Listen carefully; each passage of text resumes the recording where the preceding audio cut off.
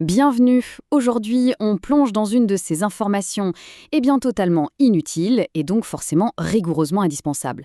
Quand on visite un château fort, on est toujours impressionné par les tours, les remparts, mais on passe souvent à côté des détails les plus étranges, ceux qui en disent long sur la vie de l'époque. Et il y en a un qui est particulièrement suspendu. Alors, on y va. Vous avez certainement déjà vu ça en visitant un château, cette petite avancée en pierre comme ça, perchée au-dessus du vide avec un trou au milieu. Oui, oui, ce sont bien les toilettes médiévales. Mais la vraie question, c'est pourquoi est-ce que ça donnait directement sur l'extérieur comme ça, en plein air?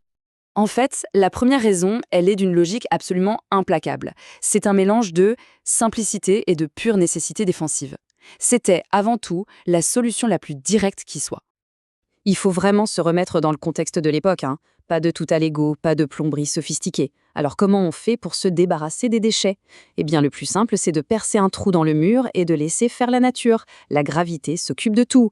C'est direct, c'est efficace et surtout, c'est gratuit. Et puis, bien sûr, il y a l'aspect militaire. Un château, c'est une forteresse avant tout. Imaginez creuser des fosses septiques à l'intérieur des murs, c'était un vrai casse-tête technique. Ça aurait pu fragiliser les fondations et donc toute la défense du château. Du coup, en plaçant les latrines à l'extérieur, en encorbellement, on s'assurait de garder des murs bien solides. Mais attention, l'histoire est loin d'être terminée. Parce que ces latrines, qu'on appelait le plus souvent des garde-robes, elles cachaient des secrets assez surprenants sur le confort, la lutte contre les petites bêtes et même la stratégie militaire. Contrairement à l'image qu'on en a, ce n'était pas si rustique que ça. En général, c'était de petites pièces isolées, donc on avait un minimum d'intimité. Elles étaient même souvent équipées d'une banquette en bois pour un peu plus de confort, on va dire. Et dans les plus grands châteaux, il y avait carrément des toilettes séparées pour le seigneur, les dames et les soldats. Et maintenant, la question qui tue. Pourquoi est-ce qu'on appelait ça une garde-robe? Quel peut bien être le rapport entre des toilettes et une penderie? C'est là que ça devient vraiment génial.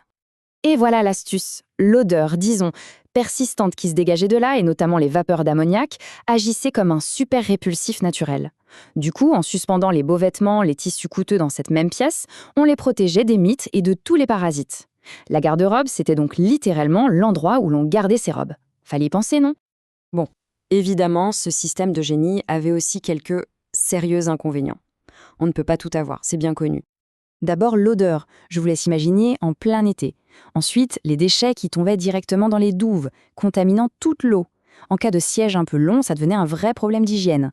Et même pire, il arrivait que les armées ennemies utilisent ces fossés contaminés pour essayer de propager des maladies à l'intérieur, une sorte de guerre biologique avant l'heure. Mais le plus fou, c'est que cette solution si pratique créait en fait une énorme faille de sécurité. Oui, la garde-robe était un véritable point faible stratégique. Et ça, ce n'est pas juste une théorie. Des chroniques de l'époque le racontent noir sur blanc. Des assaillants assez courageux ou assez fous pour s'infiltrer dans une forteresse en grimpant par les conduits des toilettes. Une porte d'entrée pour le moins originale. On a même un exemple royal. Le roi Édouard II d'Angleterre a failli se faire assassiner. Et comment les comploteurs sont-ils entrés dans son château? Vous l'avez deviné, en passant par les latrines. Ça donne une toute autre dimension à l'expression « être sur le trône » quand même, hein. Mais l'histoire de la garde-robe, elle ne se limite pas au mur du château. Son héritage, lui, est complètement inattendu. Voyons ça. Finalement, la garde-robe, c'est une étape super intéressante dans la longue, très longue histoire de l'hygiène. Après le Moyen-Âge, la Renaissance va développer des fosses septiques un peu plus élaborées, et petit à petit, ça va ouvrir la voie à la plomberie et aux égouts de l'ère moderne. Mais ce qui est formidable, c'est que pour les archéologues d'aujourd'hui, les fosses qui se trouvaient juste en dessous de ces latrines sont de vraies capsules temporelles, tombées du ciel si on peut dire. Imaginez un peu tout ce qui a pu tomber dans ce trou par accident. En fouillant ces fosses, on a retrouvé des trésors, des bijoux, des dés à jouer, des pièces de monnaie, et plein de petits objets du quotidien qui nous racontent comment les gens vivaient vraiment à l'époque. Allez, pour finir, quelques dernières infos aussi inutiles qu'essentielles. Certaines latrines étaient communales avec 2 ou 3 sièges côte à côte. L'intimité, c'était pas toujours la priorité. Le fameux château de Chillon, en Suisse, a des latrines qui donnent directement sur le lac Léman.